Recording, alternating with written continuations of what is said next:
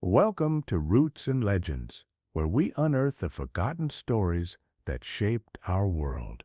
Picture this scene. A girl's scream echoes through the stone corridors of Bleoh Castle on a winter night in 1457 AD. The sound cuts through the howling wind like a blade through silk. In a chamber lit only by flickering candles, 13-year-old Lady Margaret Beaufort grips the bloodied sheets, her small body convulsing with pain no child should ever endure. The midwives whisper prayers in Latin, their faces grave in the dancing shadows. Outside, snow falls on the frozen ground of Bedfordshire, but inside this room, a future king of England is being torn from a girl barely past childhood herself.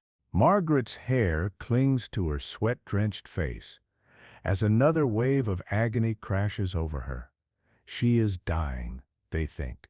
The baby is too large, her hips too narrow. At 13, her body is not fully grown, yet here she labors to bring forth the son who will one day sit upon the throne of England as Henry VII. The irony is lost on no one present. This child, born of such suffering, will end the bloodiest conflict in English history and found the Tudor Dynasty that will reshape the world. Before we dive into these forgotten stories of survival and suffering, if you enjoy learning about the hidden truths of history, consider hitting that like button and subscribing for more content like this. And please comment below to let me know where you're listening from. I find it incredible that we're exploring these ancient stories together from different parts of the world, connected across time and space by our shared curiosity about the past. The girl writhing in that bed was no ordinary noble maiden. Lady Margaret Beaufort carried within her veins the blood of kings, specifically the blood of John of Gaunt, Duke of Lancaster, the fourth son of Edward III. But royal blood, as Margaret would learn throughout her extraordinary life, could be both a blessing and a curse. In the savage political landscape of 15th century England, where the Wars of the Roses would soon tear the realm apart, such bloodlines made you either a valuable pawn or a dangerous threat. Margaret's path to that birthing chamber began years earlier when she was still a child playing in the gardens of Bleoh Castle. Born around May 1443 to John Beaufort, 1st Duke of Somerset, and Margaret Beauchamp of Bletsoe, she entered a world where alliances shifted like sand and marriage was the ultimate weapon of statecraft. Her father died when she was barely a year old. Some say he took his own life after military defeats in France left him broken and disgraced. Others whispered of poison, for in those days whispers of poison followed every unexpected death among the nobility like vultures following an army. The circumstances of John Beaufort's death haunted Margaret's early years. He had commanded English forces in France during the final phases of the 100 Years' War, watching helplessly as territory won by Henry V slipped away piece by piece.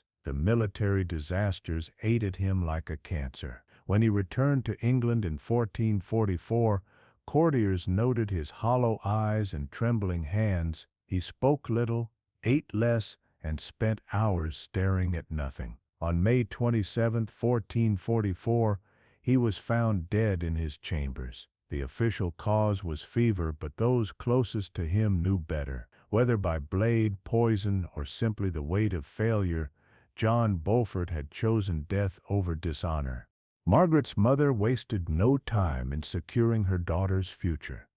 The Dowager Duchess, Margaret Beauchamp, understood the rules of survival in a world where women and children were only as valuable as the alliances they could cement. By the age of 6, little Margaret was betrothed to John de la Pole, son of William de la Pole, Duke of Suffolk.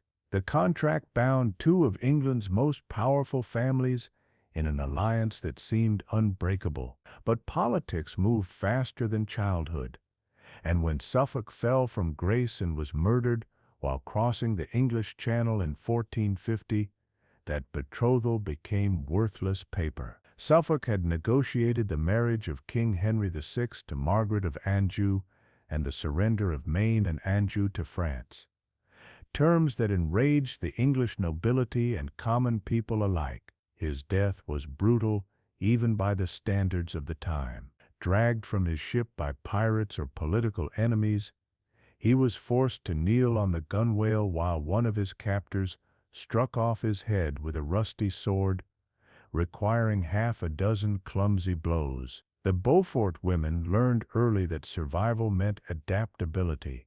Her next betrothal came swiftly, to Edmund Tudor, Earl of Richmond, the half-brother of King Henry VI. The Tudors were Welsh upstarts with questionable legitimacy, but they had one thing that mattered more than ancient bloodlines: the king's favor. Owen Tudor had been a court official who caught the eye of Catherine of Valois, Henry V's widow. Their secret marriage had scandalized the nobility, but produced two sons, Edmund and Jasper Tudor, whom Henry VI recognized and elevated to the peerage. In 1455, when Margaret was approximately 12 years old, she was married to Edmund Tudor in a ceremony that sealed political alliances with words of love she barely understood and vows that would bind her to a destiny beyond imagining. The wedding took place at Bleo Castle, the same stronghold where Margaret had spent her childhood. The great hall was decorated with tapestries depicting the deeds of her Beaufort ancestors, while the chapel where they exchanged vows contained the tomb of her grandfather, John Beaufort, Earl of Somerset. Edmund Tudor was a man in his 20s, seasoned by war and politics. Margaret was still growing out of her childhood clothes. The marriage was consummated immediately. There was no concept of waiting for physical maturity in an age when noble girls were treated as broodmares for dynastic ambitions. The wedding night was a trauma that Margaret never spoke of in later life, but the evidence of its impact would be written in her body's permanent damage and her lifelong religious devotion that bordered on obsession. Within months of her wedding, Margaret's body began changing in ways that terrified her young mind. The older women around her spoke in hushed tones about her condition, their faces a mix of joy for a potential heir and concern for such a young mother. Margaret's own mother watched her daughter's growing belly with deep anxiety. She had been 18 when Margaret was born, old enough to survive childbirth safely.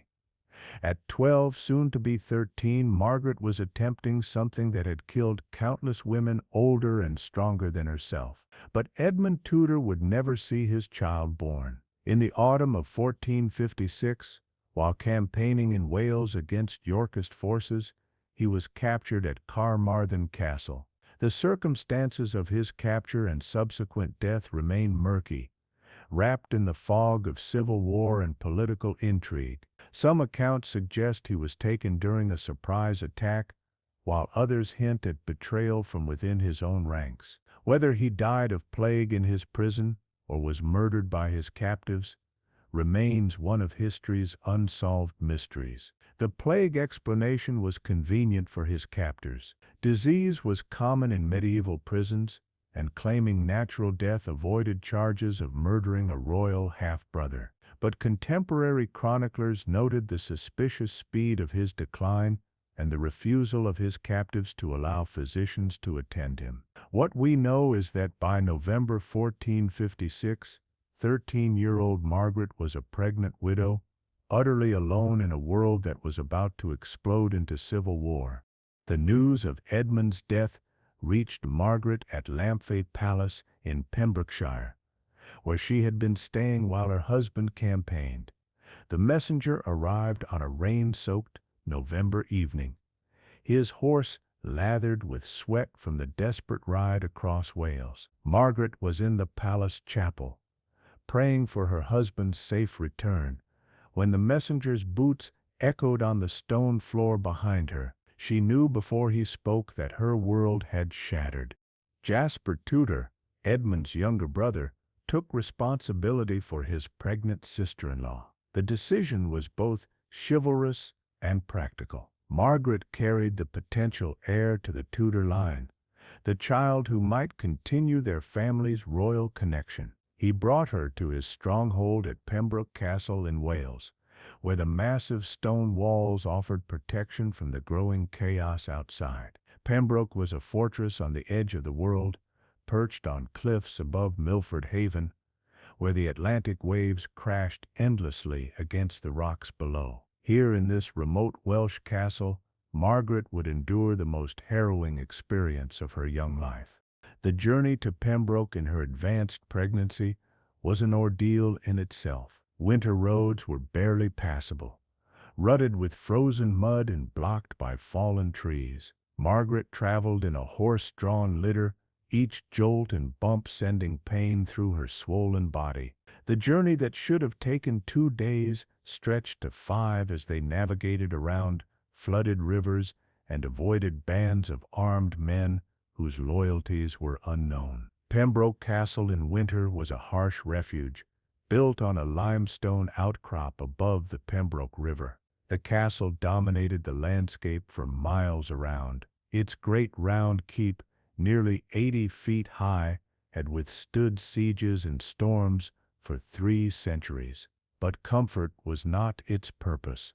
Survival was. The castle's chambers were cold and drafty, warmed only by great fireplaces that devoured wood faster than servants could supply it. Margaret's rooms were hung with thick tapestries to block the wind that whistled through every crack in the ancient stones. The winter of 1456 to 1457 was particularly brutal. Ice formed on the inside of the castle windows, and the sea wind howled through every crack. Margaret, her belly swollen with child, could barely walk the length of her chamber without exhausting herself. Her body, still that of a child in many ways, struggled under the burden it carried.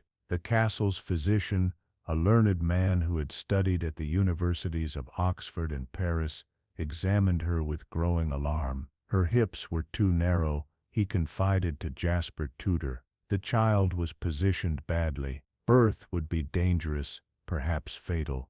Dr. Lewis Carleon was a man who had delivered children to queens and peasants alike. He had studied the ancient texts of Hippocrates and Galen, attended lectures by the greatest medical minds of his generation, and accumulated 40 years of experience in the healing arts. But as he examined the pregnant child in his care, all his learning seemed inadequate. Margaret's pelvis had not fully developed. She was still growing herself. The baby within her womb was large, positioned incorrectly, and showed signs of distress. He confided his fears to Jasper Tudor during a private meeting in the castle solar. Snow swirled outside the arrow-slit windows as the 2 men discussed Margaret's fate in whispers. Carleon was blunt.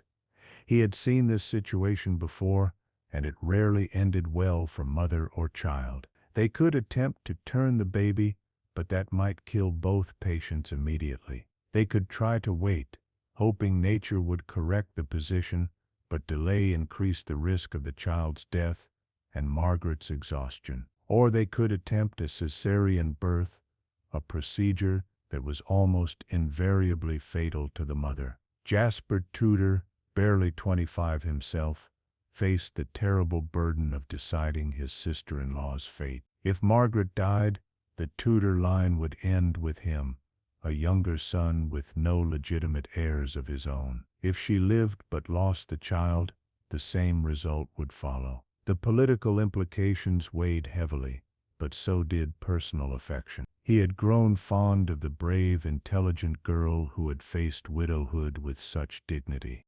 As Margaret's pregnancy progressed through the dark winter months, she displayed a maturity that belied her years. She spent her time learning everything she could about politics and statecraft, understanding instinctively that knowledge would be her greatest weapon in the struggles ahead. Jasper Tudor, impressed by her intelligence and determination, became her tutor in the arts of survival. He taught her to read people's faces, to hear the unspoken messages behind diplomatic language, and to understand the complex web of alliances and enmities that governed noble society. Margaret also threw herself into religious study with an intensity that worried her attendants. She spent hours in the castle chapel, praying before the altar until her knees were raw and bleeding. She memorized Latin prayers, studied theological texts, and developed the deep personal relationship with God that would sustain her through decades of political struggle. Some historians suggest that her extreme religiosity began as a coping mechanism for the trauma of child marriage and impending motherhood, a way to impose meaning on suffering that otherwise seemed senseless. The castle's priest, Father Meredith, became another important figure in Margaret's education. A Welshman who had been educated at Cambridge before taking holy orders, he understood both the classical learning of the universities and the practical politics of survival in a violent world. He taught Margaret that God often worked through human agency, that prayer without action was empty, but action guided by prayer could move mountains. On that January night in 1457, Margaret's labor began with pains that doubled her over. She had been walking the castle battlements, taking the exercise that Dr. Carlian insisted was necessary for her health. When the first contraction struck, the pain was unlike anything she had experienced. A crushing, tearing sensation that seemed to split her body in half. She collapsed against the stone ramparts, gasping, while her attending ladies rushed to help her back to her chambers. The midwives, experienced women who had delivered countless babies, exchanged glances heavy with meaning. They had seen this before, a child trying to give birth to a child. Nature pushed beyond its limits by human ambition and political necessity. They prepared their instruments and said their prayers, knowing that before dawn one or both of their patients might be dead. Dame Gwen, the head midwife, was a woman who had been delivering babies for 30 years.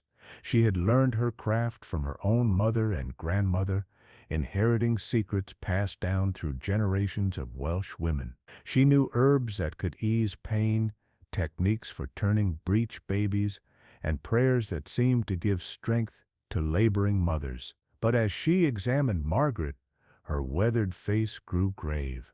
The other midwives prepared their instruments with grim efficiency. There were knives for cutting the birth cord, but also for procedures too horrible to contemplate. There were hooks and forceps for extracting dead children, potions to strengthen weak mothers, and holy relics to call upon divine intervention. The chamber filled with the smoke of burning herbs, lavender for calming, rosemary for strength, and other plants whose properties were known only to the women who tended births and deaths. For 18 hours, Margaret labored in agony that defied description. Her screams echoed off the stone walls until her voice gave out entirely, leaving only gasping, animal sounds of suffering.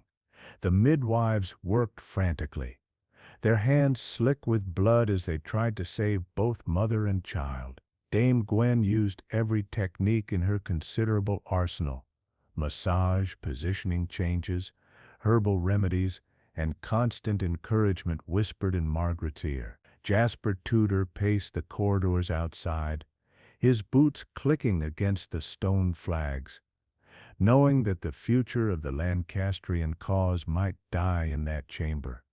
He could hear Margaret's screams through the heavy oak door, each one cutting through him like a blade. Servants hurried past with basins of hot water and armfuls of clean linen, their faces reflecting the gravity of the situation. Father Meredith knelt in the chapel, praying without ceasing for the young woman whose life hung by the thinnest of threads. As dawn approached, Margaret's strength began to fail. She had been in labor for nearly a full day, her young body pushed far beyond its limits. Dr. Carleon, summoned from his uneasy sleep, examined her and spoke in urgent whispers with Dame Gwen. The baby was alive, but in distress, its heartbeat irregular and weak. Margaret was bleeding internally, her pulse thready and her skin pale as parchment. The decision was made to attempt manual extraction, a dangerous procedure that might save the child at the cost of the mother's life. Dame Gwen had performed the technique before, but never on someone so young and small. She positioned Margaret carefully, praying silently to Saint Margaret of Antioch, patron saint of childbirth, as she prepared to reach inside the young woman's body and guide the baby into the world. When the baby finally emerged, torn from Margaret's body in a process that nearly killed her, the midwives held their breath. The infant was pale, barely breathing, covered in blood and birthing fluid. For a terrifying moment, the chamber was silent, except for Margaret's labored breathing and the crackling of the fire. Then Dame Gwen cleared the baby's mouth and throat, and the sound that changed everything filled the air, a thin, angry wail that announced the arrival of Henry Tudor, future King of England. Margaret, barely conscious, her young body shattered by the ordeal, heard her son's first cry through a haze of pain and exhaustion. She tried to reach for him, but her arms would not obey her mind's commands. Dame Gwen placed the baby on Margaret's chest for a brief moment, the traditional first meeting between mother and child, before rushing him to the fire to be cleaned and swaddled. Margaret's eyes followed the infant with desperate intensity, memorizing every detail of his tiny face. The damage to Margaret's body was severe and permanent.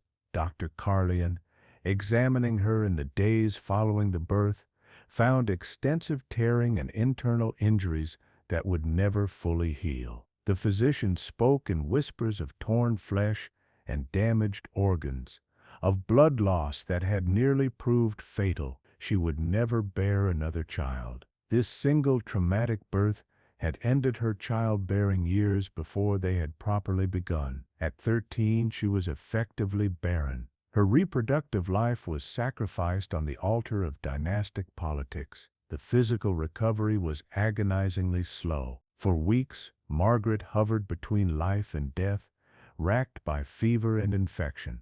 Dr. Carleon applied every remedy in his considerable arsenal, bloodletting to balance her humors, herbal poultices to fight infection, and strong wines fortified with medicinal herbs to restore her strength.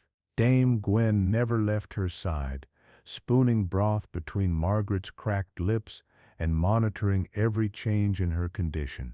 Margaret's psychological recovery proved even more complex.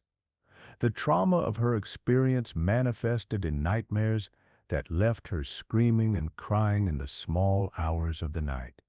She developed an intense fear of physical contact, flinching away from even the gentlest touch of her attendants. Her relationship with her newborn son became complicated by the association between his presence and her pain. She loved him desperately, but could barely tolerate holding him without being overwhelmed by memories of his violent birth. But if Margaret Beaufort's body was broken, her spirit remained unshattered. As she recovered slowly in the months following Henry's birth, she began to display the iron will and calculating intelligence that would make her one of the most powerful women in English history. She understood, even in her weakened state, that her son represented the future of the Lancastrian cause. She also understood that a landless widow with a baby son needed protection in a world sliding toward chaos. The Wars of the Roses were erupting around them with increasing violence. In 1455, the First Battle of St. Albans had announced that England would settle its dynastic disputes with sword and axe rather than negotiation. The White Rose of York faced the Red Rose of Lancaster in a conflict that would consume the nobility of England for 3 decades. Richard, Duke of York, claimed the throne based on his descent from Edward III's second son, while the Lancastrians held it through their descent from Edward III's fourth son, John of Gaunt. Margaret, holder of Lancastrian blood through her Beaufort lineage, was now automatically aligned with a cause that was losing ground rapidly. The Lancastrian king, Henry VI, was widely regarded as weak, possibly insane, and certainly incapable of effective rule. His queen, Margaret of Anjou, was more capable but also more hated. A foreign woman who was blamed for England's military disasters in France and the kingdom's slide toward civil war. Her solution was marriage again. In 1458, barely recovered from Henry's birth, she married Sir Henry Stafford, younger son of the Duke of Buckingham. The wedding was a quiet affair, nothing like the pageantry that had accompanied her marriage to Edmund Tudor. Margaret was still weak and grieving, and her new husband was a stranger chosen for political utility rather than personal affection. Stafford was a Yorkist sympathizer, but more importantly, he was a pragmatist who understood that protecting Margaret meant protecting valuable Beaufort estates and bloodlines. For Margaret, the marriage represented safety for herself and her son, even if it meant sharing a bed with a man whose political loyalties opposed her own deepest convictions. The arrangement was more a business partnership than a romantic union, a practical solution to practical problems. The marriage contract, negotiated by Margaret's mother and Stafford's father, was extraordinarily detailed, reflecting the complex political situation. Margaret would retain control of her Beaufort estates, ensuring her son's inheritance remained intact. Stafford would provide military protection and political cover for the family's Lancastrian sympathies. Most importantly, young Henry Tudor would remain under Jasper Tudor's guardianship in Wales, a provision that probably saved his life. The marriage to Stafford lasted 14 years, through some of the bloodiest conflicts in English history. Margaret watched from the sidelines as the fortunes of war swept back and forth across England. Kings rose and fell with stunning rapidity. Henry VI was deposed, Edward IV crowned, Henry VI restored, Edward IV triumphant again. Each change in the crown brought new dangers for those with questionable loyalties or valuable bloodlines. Margaret learned to navigate these treacherous waters with increasing skill. She cultivated relationships with women from both sides of the conflict, understanding that female networks often proved more durable than male alliances. She corresponded regularly with Elizabeth Woodville, Edward IV's queen, while maintaining secret communications with Margaret of Anjou in her French exile. These relationships required extraordinary diplomatic skill. A single misplaced word could bring charges of treason. Throughout these turbulent years, Margaret's son, Henry, remained in Wales under the guardianship of Jasper Tudor.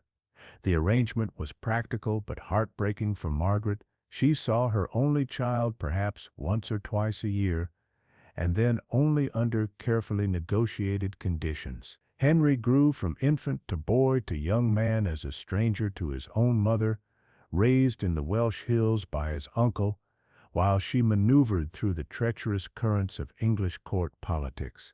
The separation was necessary but agonizing. Margaret poured her frustrated maternal instincts into letters, carefully coded messages that could pass through enemy lines without revealing dangerous information. She sent gifts when possible, books, clothes, small tokens that might remind Henry of the mother he barely knew. But mostly she existed in a state of constant anxiety, never knowing if her son was safe, healthy, or even alive.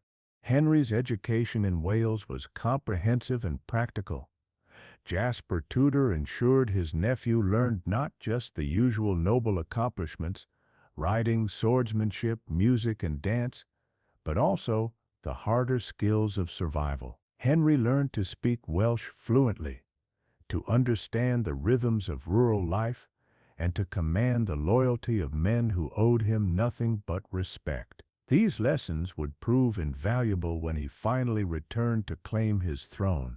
Margaret's own education continued through her marriage to Stafford. She learned to manage vast estates, to read financial accounts, and to understand the complex web of obligations that bound medieval society together. She studied law, history, and theology with the intensity of a university scholar. Her library grew to become one of the finest private collections in England, filled with works in Latin, French, and English on subjects ranging from military strategy to mystical theology. In 1461, everything changed again. Edward I won a decisive victory at the Battle of Towton, the bloodiest engagement ever fought on English soil. An estimated 50,000 men met on a snow-covered field in Yorkshire on Palm Sunday, March 29, 1461. By evening, nearly half of them were dead. The Lancastrian cause lay in ruins, its leadership scattered or dead. Henry VI fled to Scotland, while Margaret of Anjou sailed for France with her young son, Edward of Westminster. The aftermath of Towton created a new and dangerous situation for Margaret. Her Lancastrian blood made her automatically suspect in Edward I's eyes, but her marriage to Stafford provided some protection. More dangerously, her infant son in Wales represented a potential rallying point for Lancastrian resistance. Edward I had already demonstrated his willingness to execute enemies. Would he extend that policy to children? Margaret spent sleepless nights wondering if soldiers would come for Henry, if she would wake one morning to news that her son was dead. She developed an elaborate intelligence network, paying servants and merchants for news from Wales, bribing clerks for copies of royal correspondence, doing everything possible to stay ahead of potential threats. The constant vigilance was exhausting, but it kept her son alive. In 1469, Henry Stafford was wounded fighting for Edward I at the Battle of Edgecote. The injury, a deep gash in his thigh that became infected, left him partially disabled and increasingly bitter about his service to the Yorkist cause. He had risked his life for Edward I and received little recognition or reward. The disappointment ate at him, making him receptive to Margaret's subtle influence. Margaret nursed her injured husband through months of painful recovery, using the time to gradually shift his political loyalties. She never directly advocated for the Lancastrian cause. That would have been too dangerous. Instead, she planted seeds of doubt about Edward I's competence, shared stories of Yorkist corruption and incompetence, and gradually convinced Stafford that his service had been inadequately rewarded. The process required extraordinary psychological skill. Margaret had to overcome years of Yorkist loyalty, personal gratitude for Edward I's mercy, and Stafford's natural caution. She did it through patience, repetition, and careful manipulation of his wounded pride. By 1470, when the Earl of Warwick began his rebellion against Edward I, Stafford was ready to switch sides. In 1470, the political kaleidoscope shifted again. Richard Neville, Earl of Warwick, the powerful noble known as the Kingmaker, fell out with Edward IV and allied himself with Margaret of Anjou to restore Henry VI to the throne. The alliance was bizarre. Warwick had originally put Edward IV on the throne and fought against Henry VI for years, but politics made for strange bedfellows, and Warwick's wounded pride overcame his previous loyalties. Margaret watched these developments with intense interest and growing hope. If Henry VI could be restored, if the Lancastrian cause could triumph, then perhaps her son could return from Welsh exile. She began to reach out carefully to other Lancastrian sympathizers, testing the waters for a potential uprising. The communications were extraordinarily dangerous. Discovery would mean death for everyone involved. The restoration of Henry VI in October 1470 seemed like a miracle to Margaret. Edward IV fled to Burgundy, his brother Richard of Gloucester at his side, while Henry VI was led from the Tower of London and formally restored to his throne. The poor, mad king seemed bewildered by the turn of events, unsure how he had gone from prisoner to monarch overnight. Margaret attended his restoration ceremony at Westminster, seeing for herself how feeble and confused the Lancastrian king had become. But the restoration proved short-lived. Edward IV returned from exile in March 1471 with Burgundian support and a small army of hardened mercenaries. He moved quickly, gathering support from nobles who had grown tired of the chaos and uncertainty. The decisive confrontation came at Barnet on April 14, 1471, where Warwick was killed in the fighting. 2 weeks later, at Tewkesbury on May 4, 1471, the Lancastrian cause died forever. The Battle of Tewkesbury saw the final defeat of the Lancastrian cause and the death of Edward, Prince of Wales, the last direct heir to Henry VI's throne. The prince died in the fighting, though some accounts suggest he was murdered after being captured. His death, combined with the mysterious disappearance of Henry VI himself shortly afterward, ended the direct Lancastrian line. Suddenly, Margaret's teenage son became the most viable claimant to the Lancastrian succession, and therefore one of the most dangerous people in England. His claim was complicated and distant, tracing through the Beaufort line, and complicated by questions about legitimacy that had been raised generations earlier. But in the absence of any direct Lancastrian heirs, Henry Tudor's claim began to look increasingly significant to those who opposed Yorkist rule. Jasper Tudor, recognizing the immediate threat to Henry's life, made a desperate decision.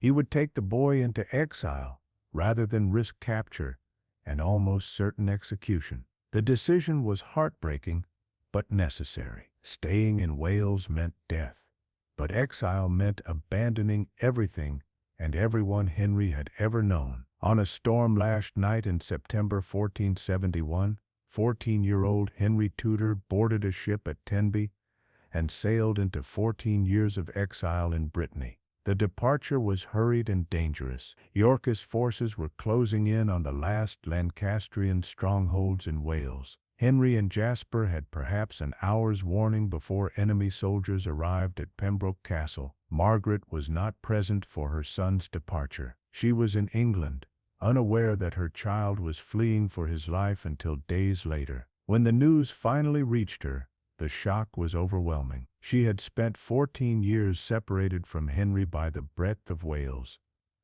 Now they were separated by the English Channel and the hostility of nations. She had no way of knowing if she would ever see him again. Standing on the Welsh cliffs in her imagination, wind whipping her cloak around her body, Margaret faced the possibility that she had just lost everything that mattered to her. Her son was gone, possibly forever. Her cause was defeated, its leaders dead or scattered. Her own position was increasingly precarious as Edward IV consolidated his victory and began settling scores.